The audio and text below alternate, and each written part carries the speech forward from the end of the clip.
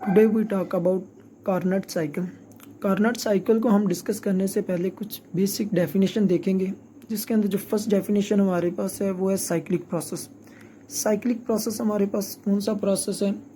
ऐसा प्रोसेस जिसके अंदर सिस्टम जो है वो सीरीज ऑफ चेंजेस करें और सीरीज ऑफ चेंजेस करने के बाद वो अपनी ओरिजिनल स्टेट के ऊपर वापस आ जाए। तो हम बोलेंगे कोई एक ऐसा साइकिल है जो स्टार्ट हुआ और एट द एंड ऑफ वो फिर अपनी ओरिजिनल स्टेट के ऊपर वापस आ गया, तो हम बोलेंगे कि जिसने एक कंप्लीट साइकिल किया। और इस पूरे जो प्रोसेस को हम क्या बोलते हैं? Cyclic process. और इस साइक्लिक प्रोसेस के दौरान होता क्या है? The net change of energy is zero. जो एनर्जी का चेंज होता है वो ज़ीरो होता है। उस दिन भी हमने बात की थी एक सिस्टम की डेफिनेशन और एक सराउंडिंग की। सिस्टम हमारे पास क्या है? जो भी चीज़ हमारी अंडर ऑब्जर्वेशन या अंडर स्टडी है, यानी अगर हम इस वक्त मोबाइल पे काम कर रहे हैं या किसी बुक के ऊपर काम कर रहे हैं तो बुक हमारा सिस्टम है और जो बकाया सारी चीज़ें हैं वो उसकी सराउंडिंग होगी। अगर किसी कंटेनर के ऊपर कर रहे हैं और कंटेनर के अंदर गैस मौजूद है तो वो हमारा एक सिस्टम है और बकाया हर चीज़ सराउंडिंग होगी। यानी कि हम कोई भी सिस्टम है वो अगर काम कर रहे हैं सराउंडिंग के ऊपर, net change of energy is zero. यानी कि हमने जितनी एनर्जी सिस्टम ने रिलीज़ की सराउंडिंग के ऊपर काम किया, उतना ही सराउंडिंग काम कर देगा सिस्टम के ऊपर और नेट चेंज ऑफ एनर्जी जो हमारे पास आएगा वो आ जाएगा ज़ीरो। और दूसरा यानी कि इसका क्या मतलब हो सकता है कि जितना भी work done by the system having all these changes should be equal to the heat absorb by the system. यानी जितना भी कोई काम करेगा सिस्टम, वो उतना ही काम करेगा जितनी हम उसको हीट एब्जॉर्ब करवाएंगे। जितनी हम उसको हीट प्रोवाइड करेंगे उतना वो काम करेगा। जब हम उसको मज़ीद हीट प्रोवाइड नहीं करेंगे वो काम करना छोड़ देगा। जैसा कि हमारे पास फर्स्ट लॉ ऑफ थर्मोडायनामिक्स की डेफिनेशन है डेल्टा ई, यानी कि चेंज इन एनर्जी। जबकि साइक्लिक प्रोसेस है तो उसके अंदर तो net change of energy zero है, तो delta E change in energy हमारे पास ज़ीरो हो जाएगा। तो फर्स्ट लॉ ऑफ थर्मोडायनामिक्स से हमारे पास क्या था? Change in energy equal to the Q. Q क्या था हमारे पास? Heat absorb to the system और वर्क डन था। क्योंकि वर्क डन के साथ नेगेटिव साइन कब आएगा? जब सिस्टम काम कर रहा हो सराउंडिंग के ऊपर, यानी कंटेनर काम कर रहा हो सराउंडिंग की तरफ मूवमेंट कर रहा हो। और अगर सराउंडिंग काम कर रही हो सिस्टम के ऊपर तो ये पॉजिटिव का साइन हो जाएगा, क्योंकि delta E change in energy zero है। तो हमारे पास क्यू माइनस डब्ल्यू, और क्यू क्योंकि डब्ल्यू इधर माइनस के अंदर है दूसरी तरफ आएगा तो प्लस के अंदर, यानी कि Q is equal to W. इसकी यानी कि हमारे पास दो किस्म की डेफिनेशन बन रही है। एक तो यानी कि जितनी हम उसको हीट प्रोवाइड करेंगे सिस्टम को उतना ही वो वर्क डन करेगा, या उतना ही वो काम करेगा जितनी हम उसको हीट प्रोवाइड करेंगे। अब बात करते हैं हीट इंजन की। हीट इंजन हमारे पास क्या है? हीट इंजन हमारे पास होता है काम करना, और हीट यानी कि हीट के थ्रू वो काम करेगा। अब वो काम क्या करेगा? यानी कि यहाँ पे हमारे पास एक स्पॉन्टेनियस प्रोसेस होगा। अ machine which can do work, वो मशीन जो काम करे बाय यूजिंग हीट, हीट को यूज़ करके, जो कहाँ से फ्लो कर रही है? That flows out spontaneously. यानी कि ये हमारे पास एक स्पॉन्टेनियस प्रोसेस होता है कि हीट जो है वो हाई टेम्परेचर से लो टेम्परेचर की तरफ मूव कर जाती है। यानी जहाँ पे टेम्परेचर ज़्यादा होगा वहाँ से मूव कर जाएगी दूसरी तरफ जहाँ पे टेम्परेचर कम होगा। और वो किसके थ्रू मूव करेगी? हीट के। हीट और टेम्परेचर एक अलहदा है। जो हीट है हमारे पास वो वे है, एक थ्रू है जिसके ज़रिए टेम्परेचर डिफरेंस हो तो अंदर से हीट मूव करती है। यानी इसके थ्रू जो सा हीट वो मूव कर जाएगी, क्योंकि टेम्परेचर डिफरेंस आ जाएगा दोनों के दरमियान में। और जहाँ टेम्परेचर हाई होगा वहाँ से मूव कर जाएगी जहाँ पे टेम्परेचर लो होगा। जैसा कि एक इधर डायग्राम में दिखाया गया हीट सोर्स, ये हमारे पास एक हीट सोर्स है जिसका टेम्परेचर बहुत ही ज़्यादा है, या T2। तो यहाँ से Q2 हीट मूव करेगी और आगे हमने लगा दिया हुआ है कि हीट इंजन। हीट इंजन इस हीट को एब्जॉर्ब करेगा और वर्क करेगा, और जो एक्स्ट्रा हीट होगी जो हीट इंजन रिलीज़ करेगा वो हीट सिंक, यानी कि जहाँ पे टेम्परेचर लो होगा उसकी तरफ वो मूव कर जाएगी। जो वर्क कर रहा है, वर्क किसके इक्वल है? वर्क इक्वल है हमारे पास Q2, यानी कि हमने उसको कितनी एनर्जी प्रोवाइड की थी उसमें से अगर इसको माइनस कर दिया जाए, जो रिलीज हीट होगी यानी जो इस हीट इंजन ने यूज़ नहीं की उसको माइनस कर दें तो हमारे पास W आ जाएगा। अगर वो बिल्कुल ही Q1 हीट को रिलीज़ ना करें तो तमाम की तमाम जो हीट यहाँ पे Q2 रिलीज़ हो रही थी वो सारी की सारी यूज़ हो जाए वर्क के लिए, और अगर सारी हीट से वर्क हो जाएगा तो Q1 हमारे पास यहाँ पे कोई भी हीट रिलीज़ नहीं होगी। और ऐसा इमेजिनरी तौर पे मुमकिन है, रियल लाइफ के अंदर कभी भी ऐसा नहीं होता कि हम जितनी उसको इनपुट दें वो उतनी ही हमें आउटपुट दे, यानी कुछ ना कुछ तो वो मटेरियल को रिलीज़ करेगा, यानी कुछ ना कुछ तो हीट को वो रिलीज़ करेगा अंदर से। जैसा कि हमारे पास बाइक है तो उसके अंदर जब हम उसको पेट्रोल वगैरह देते हैं वहाँ पे स्पार्क यानी कि हीट प्रोड्यूस होती है, उसी के ज़रिए इंजन काम करता है। और अगर देखा जाए तो वहाँ पे उसका तमाम की तमाम हीट उसको मूव करने के लिए यूज़ नहीं हो रही थी, कुछ हीट वो रिलीज़ भी कर रहा था, जिसके ज़रिए बाइक का इंजन गर्म हो जाता है। यही वजह है कि उसके इंजन के गर्म होने की, क्योंकि उसके अंदर सारी की सारी हीट वर्क के लिए इस्तेमाल नहीं हो रही, कुछ हीट वहाँ से रिलीज़ भी हो रही है Q1। और इसी के साथ अब बात करते हैं अपने आज के टॉपिक की, कार्नट साइकिल। कार्नट साइकिल हमारे पास क्या था, ये बंदे ने प्रपोज़ किया था इन 1824 के अंदर। सादी Carnot propose a theoretical heat engine, यानी इसका जो हीट इंजन था वो थ्योरेटिकल था। थ्योरेटिकल होने से मुराद यानी कि उसने प्रैक्टिकली काम नहीं था किया, पर इसने जो हीट इंजन बनाने की कोशिश की, इसका ये काम था कि हम ऐसा हीट इंजन तैयार करें जो 100% एफिशिएंसी देता हो, यानी उसके अंदर जो Q1 हीट है, हीट इंजन से कोई भी हीट सारी की सारी जो हीट एब्जॉर्ब करे वो सारी की सारी वर्क के लिए यूज़ हो जाए, कोई भी एक्स्ट्रा अमाउंट में हीट रिलीज़ ना हो। इसने इसके लिए काम करना स्टार्ट किया और इसने 1824 के अंदर जो साइकिल जो मशीन इसने या हीट इंजन प्रपोज किया, उससे बेहतर आज तक किसी का भी हीट इंजन प्रपोज थ्योरेटिकली भी नहीं प्रपोज किया गया, ना ही उससे बेहतर किसी की एफिशिएंसी आ सकती है। यानी कि अगर हम कार्नट साइकिल के जो इंजन इसने हीट इंजन बनाया हुआ था, अगर हम उसके ऊपर काम करना स्टार्ट कर दें तो हमारे पास मैक्सिमम एफिशिएंसी का एक हीट इंजन प्रोड्यूस हो सकता है। कार्नट की कुछ खसूसियात यानी कि जो उसकी कुछ प्रॉपर्टीज़ दी गई थी, उसके अंदर जो पहली प्रॉपर्टीज़ क्या थी कि उसका एक इमेजिनरी इंजन था जो परफॉर्म कर रहा था अ सीरीज़ ऑफ ऑपरेशन, यानी कि मुख्तलिफ ऑपरेशंस परफॉर्म कर रहा था between two temperature T2 and T1। T2 वो टेम्परेचर था जो हाई टेम्परेचर था और T1 लो टेम्परेचर था, यानी कि हाई टेम्परेचर से हीट मूव करेगी लो टेम्परेचर की तरफ, दो टेम्परेचर्स होंगे। और at the end of this operation, जब इन ऑपरेशन का एंड होगा, the system was restored to the original state, यानी कि जहाँ से हमारा इंजन काम करना स्टार्ट करेगा, जहाँ से ये स्टार्ट होगा वहीं पे ओरिजिनल स्टेट के ऊपर ये दोबारा आ जाएगा, कोई भी हीट उसके अंदर रिलीज़ नहीं होगी, सारी की सारी जितनी भी हीट यूज़ होगी वो सारी की सारी एब्जॉर्ब होकर हमारे पास काम करेगी। अब उसके अंदर उसने कुछ कंडीशन दी गई थी। कंडीशन क्या थी, उसने एक कंटेनर लिया, कंटेनर के अंदर जो मीडियम अप्लाइड किया ऑपरेटिंग इंजन के अंदर was 1 mole of an ideal gas, और जो गैस यूज़ की वो भी आइडियल, और हमें पता है कि आइडियल गैस कोई भी हमारे पास मौजूद नहीं है, सारी की सारी नॉन आइडियल गैसेस हैं। उसने 1 मोल आइडियल गैस ली, कंटेन्ड इन अ सिलेंडर, और एक सिलेंडर के लिए अंदर ले ली गई, fitted with a frictionless operation, यानी कि जो हमारे पास उसका पिस्टन था वो बिल्कुल फ्रिक्शनलेस था, और 100% फ्रिक्शनलेस हमारे पास कोई भी कंटेनर का वो पिस्टन नहीं होता, जबकि जो थ्योरेटिकली था तो हर चीज़ कंसीडर की जा सकता है कि 100% फ्रिक्शनलेस था। और इसके बेस यानी कि जो सिलेंडर हमारे पास बना हुआ था, उसकी जो बेस है वो हमारे पास 100% कंडक्टर होगी। इसको आगे जाके मज़ीद देखते हैं। अभी यही देख लें कि आप इसके हम एक क्या करेंगे, एक इसके अंदर एक कंटेनर लेंगे, कंटेनर के अंदर 1 मोल आइडियल गैस लेंगे, और उसके ऊपर जो पिस्टन रखा होगा जो ऊपर की तरफ मूव करेगा, यानी वॉल्यूम इंक्रीज़ होगा तो ऊपर मूव करेगा, वॉल्यूम डिक्रीज़ होगा तो वो नीचे की तरफ मूव करेगा, वो 100% फ्रिक्शनलेस होना चाहिए। और इसके अंदर बेसिकली हमारे पास 4 प्रोसेसेस होंगे। 4 प्रोसेसेस कौन से होंगे, एक हमारे पास प्रोसेसेस होगा आइसोथर्मल एक्सपेंशन, एक हमारे पास होगा एडियाबैटिक एक्सपेंशन, यानी एक्सपेंशन वाला काम क्या होगा, उसके अंदर वॉल्यूम इंक्रीज़ होगा, वॉल्यूम उसका एक्सपैंड करेगा, यानी कि 2 प्रोसेस के अंदर उसका वॉल्यूम एक्सपैंड करेगा, तो वॉल्यूम एक्सपैंड करेगा तो सिस्टम काम कर रहा होगा सराउंडिंग के ऊपर। और 2 के अंदर कंप्रेशन होगी, यानी कि आइसोथर्मल कंप्रेशन और एडियाबैटिक कंप्रेशन, और इन दोनों के अंदर क्या हो रहा होगा, सराउंडिंग काम कर रही होगी सिस्टम के ऊपर, दो प्रोसेसेस के अंदर वॉल्यूम इंक्रीज होगा और दो प्रोसेसेस के अंदर वॉल्यूम डिक्रीज होगा।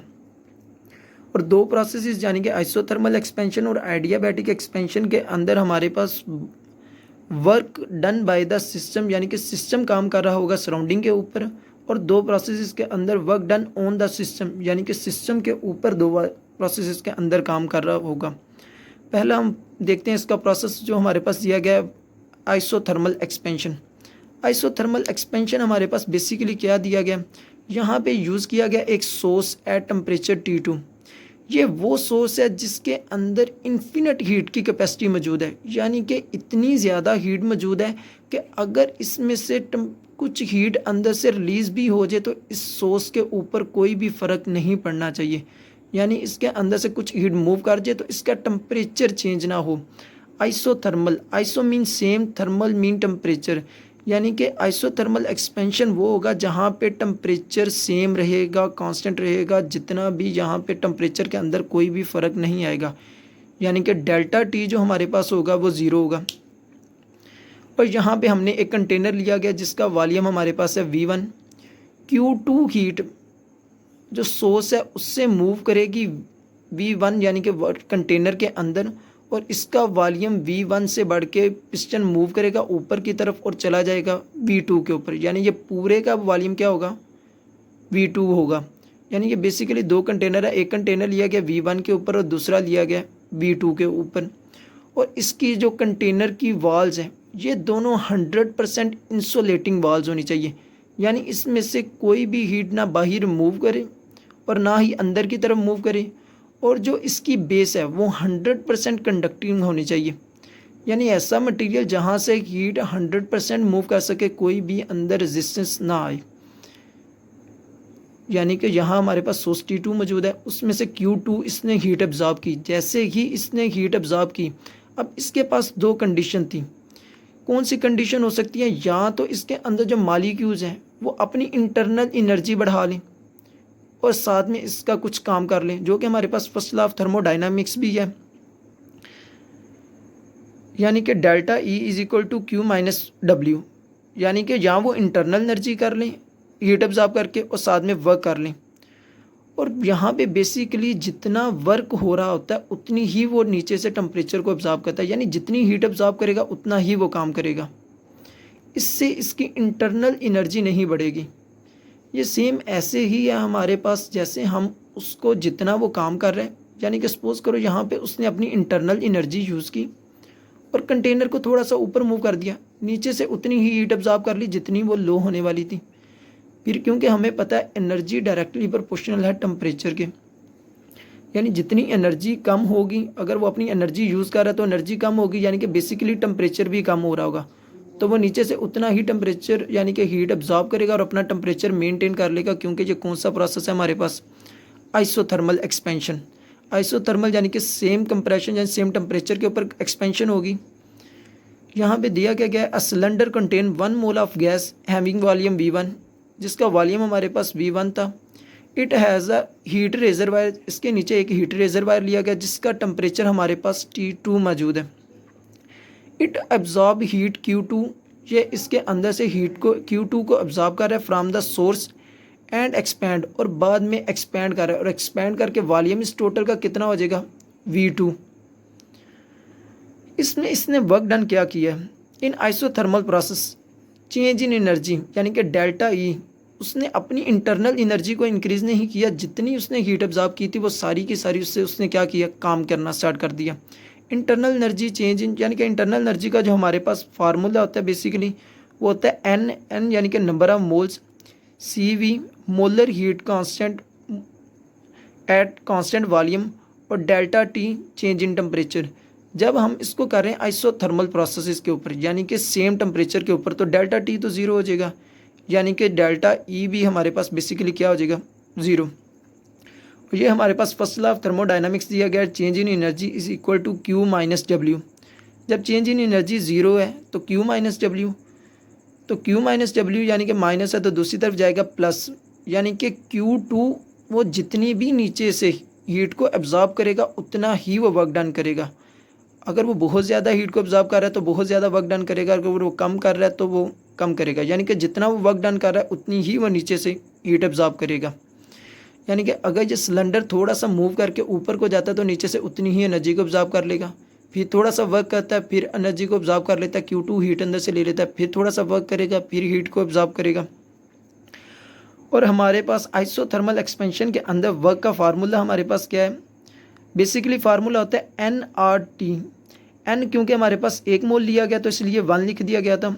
r टेम्परेचर हम उसको कौन सा दे रहे थे, T2 वो टेम्परेचर एब्जॉर्ब कर रहा था सोर्स से, log natural log V2 over V1, यानी कि उसका वॉल्यूम V1 से कहाँ तक इंक्रीज़ हो रहा था, V2, जबकि W1 इक्वल है Q2 के, तो फिर Q2 का भी सेम फार्मूला होगा RT2 log natural log V2 over V1, यानी कि वॉल्यूम V1 से इंक्रीज़ होकर V2 चला गया। T2 टेम्परेचर यानी कि वो रिजर्वायर है जहाँ से वो टेम्परेचर को एब्जॉर्ब कर रहा है। Q2 वो हीट है जो टेम्परेचर T2 से मूव कर रही है लेस टेम्परेचर की तरफ जहाँ पे टेम्परेचर कम है, और इस Q2 से क्या हो रहा है, वर्क डन हो रहा है, यानी कि इंटरनल एनर्जी उसकी इंक्रीज़ नहीं हो रही। ये इसका पहला प्रोसेस था। अगर पहले प्रोसेस को ग्राफिकली देखें तो अगर यहाँ पे देखा जा सकता है इस तरफ प्रेशर है और इस तरफ वॉल्यूम। प्रेशर और वॉल्यूम एक दूसरे के इन्वर्सली प्रोपोर्शनल होते हैं, यानी कि अगर वॉल्यूम इंक्रीज़ होगा तो प्रेशर डिक्रीज़ होगा। ये हमारे पास पहला प्रोसेस यानी कि ए के ऊपर, जहाँ पे प्रेशर हमारे पास P1 था, वॉल्यूम V1 था। आइसोथर्मल है T2 टेम्परेचर, यानी कि टेम्परेचर तो चेंज होगा ही नहीं, तो हमारे पास P1 से वो कहाँ पे चला गया, जब उसने Q2 एब्जॉर्ब की तो इसका एक नया प्रेशर आ गया P2। वॉल्यूम V1 से बढ़ के कितना चला गया, V2, क्योंकि वॉल्यूम इंक्रीज़ हुआ था तो इस तरफ वॉल्यूम क्या हो रहा है, इंक्रीज़ हो रहा है हमारे पास, पर टेम्परेचर सेम रहेगा। अगर यहाँ पे T2 था तो यहाँ पे भी टेम्परेचर हमारे पास क्या होगा, T2, क्योंकि ये आइसोथर्मल एक्सपेंशन है, यानी कि कंटेनर क्या किया था, एक्सपैंड किया था, एक्सपैंड करने से उसका वॉल्यूम इंक्रीज़ हुआ। क्योंकि कंटेनर एक्सपैंड किया था और उसने सराउंडिंग के ऊपर काम किया था, तो ये हमारे पास पहला प्रोसेस ऐसा था जिसके अंदर work done by the system, यानी कि सिस्टम ने काम किया था ऑन द सराउंडिंग। अगला प्रोसेस है हमारे पास एडियाबैटिक एक्सपेंशन। एडियाबैटिक कौन सा प्रोसेस होता है, ऐसा प्रोसेस जिसके अंदर Q यानी कि हीट को ना ही सिस्टम के अंदर मूव करने दिया जाए और ना ही सिस्टम के बाहर मूव करना दिया जाए। यानी कि अगर हमने पहला कंटेनर देखा था, पहले कंटेनर के अंदर हमने नीचे टेम्परेचर रिजर्वायर रखा था जहाँ से वो हीट को ऑब्जॉर्ब कर रहा था, और उसकी जो बेस थी वो मैंने बोला था 100% कंडक्टिंग है, और उसकी जो वॉल्स हैं वो 100% इंसुलेटिंग है। अब हम क्या करेंगे, उसी कंटेनर को टेम्परेचर यानी कि सोर्स Q2 से हटा के एक 100% इंसुलेटिंग मटेरियल के ऊपर रख देंगे। जब 100% इंसुलेटिंग मटेरियल के ऊपर रखेंगे, अब ना ही कोई Q2 हीट अंदर को मूव करेगी, और इसकी वाल्स तो पहले ही इंसुलेटिंग है, तो ना ही Q2 यहाँ से कोई हीट मूव करेगी और ना ही यहाँ से। अब इसका वॉल्यूम हमने पहले चेक किया था V2 था, अब वॉल्यूम V2 से बढ़ के V3 हो जाएगा। अब जो V2 से बढ़ के V3 हुआ तो उसने क्या किया, उसके अंदर अपनी एनर्जी मौजूद थी, इंटरनल एनर्जी, यानी कि काइनेटिक एनर्जी होगी, पोटेंशियल एनर्जी होगी, अपनी वो इंटरनल एनर्जी को यूज़ करेगा। जब इंटरनल एनर्जी को यूज़ करेगा तो इंटरनल एनर्जी से वो अपने वॉल्यूम को इंक्रीज़ करेगा। अगर उसकी इंटरनल एनर्जी कम हुई तो टेम्परेचर भी उसका अब कम होगा। पहले के अंदर हमने टेम्परेचर कांस्टेंट रखा था, अब यहाँ पे टेम्परेचर कांस्टेंट नहीं होगा, क्योंकि अब उसकी काइनेटिक एनर्जी लो हो चुकी है। अब उसकी जब एनर्जी लो हुई तो टेम्परेचर जो पहले T2 था अब वो टेम्परेचर हो जाएगा हमारे पास T1। यानी कि आइडियाबैटिक एक्सपेंशन के अंदर क्या हो रहा है, एट टेम्परेचर T2, क्योंकि टेम्परेचर तो सेम था जो हमने पहले के अंदर लिया गया था, और वॉल्यूम इसका V2 था और प्रेशर हमारे पास क्या था, P2। अब the gas is now allowed to expand. अब तो हम उसको टेम्परेचर नीचे से प्रोवाइड ही नहीं कर रहे, क्योंकि नीचे इंसुलेटिंग मटीरियल रख दिया है, पर कंटेनर फिर भी एक्सपैंड कर गया। अब वो कैसे एक्सपैंड कर गया, क्योंकि उसके अंदर जो मॉलिक्यूल्स थे उन्होंने अपनी इंटरनल एनर्जी को यूज़ कर लिया, यानी कि अपनी एनर्जी को यूज़ किया। एनर्जी यूज़ हुई तो एनर्जी कम होगी, एनर्जी अगर कम होगी तो टेम्परेचर भी उसका कम हो जाएगा। अलाउड टू एक्सपैंड, अब वो एक्सपैंड करेगा फ्राम V2 टू V3, यानी पहले उसका वॉल्यूम V2 था अब वो बढ़ के V3 हो जाएगा। व्हेन टेम्परेचर ड्रॉप्स, जबकि टेम्परेचर कम हो रहा है, कहाँ से, T2 से T1 की तरफ जाएगा। यहाँ पे थोड़ी सी मिस्टेक हो गया, T3 लिखा गया, T2 से बेसिकली T1 की तरफ जाएगा। और वर्क डन क्या होगा इन एडियाबैटिक के अंदर, Q यानी कि हीट ना ही हमने सिस्टम को प्रोवाइड की और ना ही इधर से निकलने दी, तो क्यू हीट तो हमारे पास ज़ीरो हो जाएगी। तो हमारे पास फर्स्ट लॉ ऑफ थर्मोडाइनमिक्स क्या था, delta E is equal to Q minus W. जबकि हमारे पास क्यू ज़ीरो है तो डेल्टा ई यानी कि change in energy is equal to -2 minus W2 यानी कि वर्क डन। अब वर्क डन कितना हुआ है, V2 से V3, और इसके साथ साइन अब यूज़ हो रहा है नेगेटिव का। यानी कि नेगेटिव का साइन का क्या मतलब है कि यहाँ से सिस्टम काम कर रहा है सराउंडिंग के ऊपर।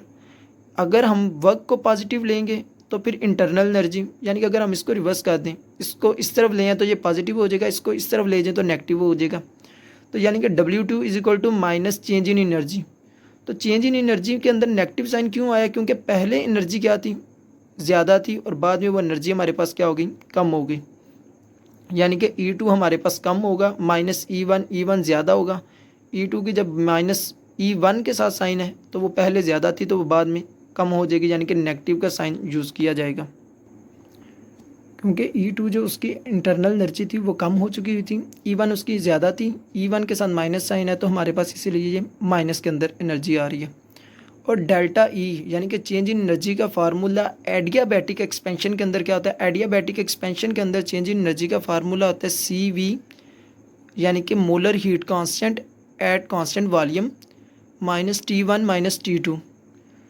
जबकि W2 हमारे पास फिर यानी कि जब चेंज इन एनर्जी हमारे पास इसके इक्वल है तो ये दोनों आपस में इक्वल हैं, तो वर्क भी किसके इक्वल होगा, W2 is equal to CV T1 से T2। यानी कि टेम्परेचर हमारे पास क्या हुआ था, T2 से टेम्परेचर कम हो के कितना हो गया था, T1। इनिशियल कंडीशन से वो फाइनल कंडीशन की तरफ चला गया, यानी हाई टेम्परेचर से वो कहाँ पे चला गया, लो टेम्परेचर, क्योंकि टेम्परेचर ज़्यादा था पहले। काइनेटिक एनर्जी लो हुई तो टेम्परेचर भी लो हुआ, टेम्परेचर लो हुआ तो वो T2 से T1 की तरफ चला गया। ये था हमारे पास एडियाबैटिक एक्सपेंशन, इसका दूसरा।